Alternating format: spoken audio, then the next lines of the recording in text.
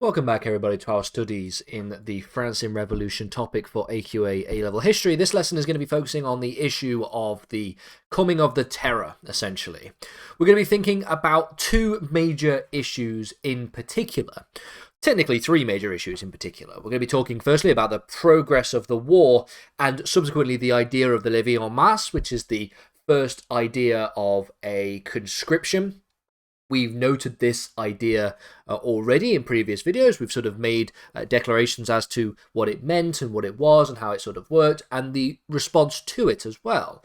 This lesson is going to just focus on it in a little bit more detail and think about some of the specificities of the particular conscription policy. We only touched on it in previous videos as it sort of fit into the sort of broader narrative of those lessons. And then we will also talk about the coming of the terror. We'll talk about the events and the context of the terror itself, and we'll think about the radicalization of the revolution. We'll talk about the key features of the reign of terror as well. And then in the lesson after that, the final lesson on this particular period of time, we'll talk about the spread of the terror, the influence of Robespierre, and we'll talk about the fall of Robespierre and the collapse of the terror as well. That's the next lesson. So these are the last two lessons focusing on the reign of terror and the events taking place immediately after the collapse of the constitutional monarchy and the declaration of the Republic, of the National Convention, the execution of Louis XVI. And this is obviously going to provide the precursor for the events which take place after the Reign of Terror, which sees the rise of Napoleon and then the eventual consolidation of power of Napoleon, which is the final topic that we're going to be talking about in this series. So, let's begin then. The levée en masse was like I said, a conscription policy that was introduced in August of 1793. In terms of the background and context, in terms of its foundations, we have to remember that 1793 in France is a point in which we have multiple wars from multiple different European powers on an international scale, but we also have multiple different conflicts and risings and counter-revolutionary uprisings internally. So in 1793, from an international perspective, France is under siege from multiple different directions. The first coalition, comprising of Austria, Prussia, Britain, Spain, and the Dutch Republic, had all declared war on the revolution and was advancing from three major different fronts onto and against French borders. At the same time, we see, like I've mentioned, the intense internal opposition towards the French Revolution. You have the counter-revolutionary uprisings, like, for example, the Vendée uprising, something we've spoken about in the previous lesson. You also have the Girondins and the Federalist uprising, which were also challenging the radical leadership that existed in Paris. With all this sort of in the back of our minds, it seems quite crazy to think that France would even survive, the Republic would even survive as an institution when you've got so many different forces that have risen up against them. Well, the revolutionary government realised that it was only going to be able to survive if it could instigate a policy of mass mobilization, which is what the levée en masse essentially was. Now, the decree of the levée en masse was on the 23rd of August of 1793. The National Convention passes the policy which mandated universal conscription of all married men between 18 and 25. This was for military service. This mass conscription policy aimed at essentially trying to raise a new formidable army, and it was seen as a watershed moment in the history of the revolution. It essentially represented the total mobilization of the majority of the population, essentially, which essentially saw a shift away from the traditional understanding of how militaries would be formatted in a country at this time, which was, of course, having an old professional standing army, to instead having what was known as the People's Army.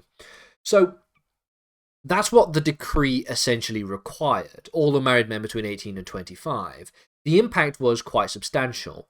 Firstly, in terms of its policy, it was a plan to try and increase the mobilization of the French population. The result of that was it was very successful. France raised an army of over 1 million men, and this became the largest army in Europe at the time. This large-scale conscription was a vital process for enabling the revolutionary forces to not only hold their ground against the coalition armies, but also to be able to prevent and to suppress any of the counter-revolutionary movements that were taking place within the internal parts of the country itself, the territory itself.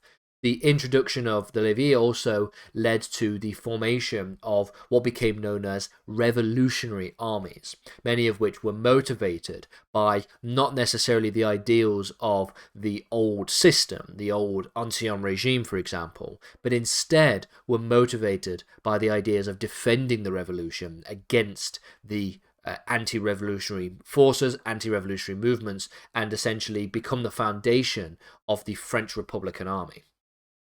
So the conscription policy was particularly successful on the one hand and particularly controversial on the other. And this brings us to the context of the Great Terror. Now, fundamentally, the first major point of contention when we think about the Reign of Terror is that by 1793, France was not only facing these military threats, but also severe internal divisions. We obviously know that in January of 1793, you see the execution of King Louis XVI.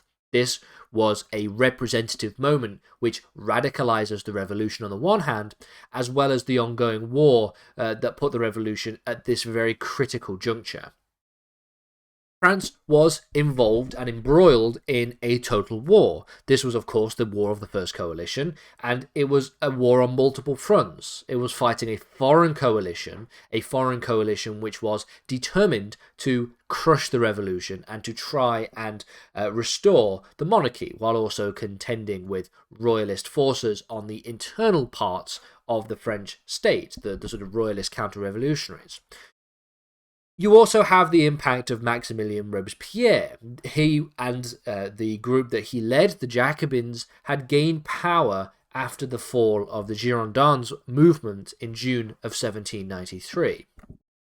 Now, the Jacobins and Robespierre specifically believed that the revolution could only survive under these conditions through ruthless measures and the centralization of control. This could not be achieved without these particular policies. So they believed that the idea that would eventually culminate in the Reign of Terror, that this was the only way in which the revolution would ever survive.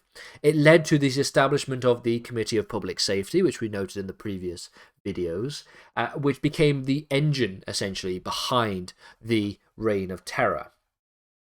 The committee itself was formed to oversee the war effort initially and was given nearly dictatorial powers over the French state, the French Republic. Its leader, Robespierre, became one of the most central figures that pushed the revolution towards these increasingly extreme measures. And so, in response to the pressing military and internal challenges that existed, the government started to prioritize the policies of repression to eliminate perceived enemies of the revolution. And who was seen as a perceived enemy of the revolution was particularly broad in terms of the context, given that it would be anybody who was a die-hard counter-revolutionary, of course, but anyone who was just seen to be a little bit too moderate, not radical enough to essentially be part of the club that was the revolution. And this is really why the Reign of Terror was so important and why it was so destructive. Generally speaking, the Reign of Terror involved a number of particularly impactful and important events that takes place. Ultimately, the levée en masse was a pivotal aspect that also contributed to the Reign of Terror. You have to remember that ultimately what happens in the French state at this time is something that pushes towards a period of time in which it was seen, like I said, that Robespierre believed that the Reign of Terror was the only necessary feature towards maintaining the health and the safety of the revolution. Like I said, the next lesson is going to spend some time talking a bit more about the Reign of Terror. We'll get into the sort of details in the next lesson. We'll talk about what it looked like, how it was implemented, and the influence of each of these individuals. And then we will talk about the collapse of the Reign of Terror and the role of at least the collapse, should I say, the collapse of Robespierre, and the ultimate ending of the Reign of Terror in 1794, before we start moving on to looking at the role of Napoleon and his rise to power as we go later into the 1790s and into the early 1800s.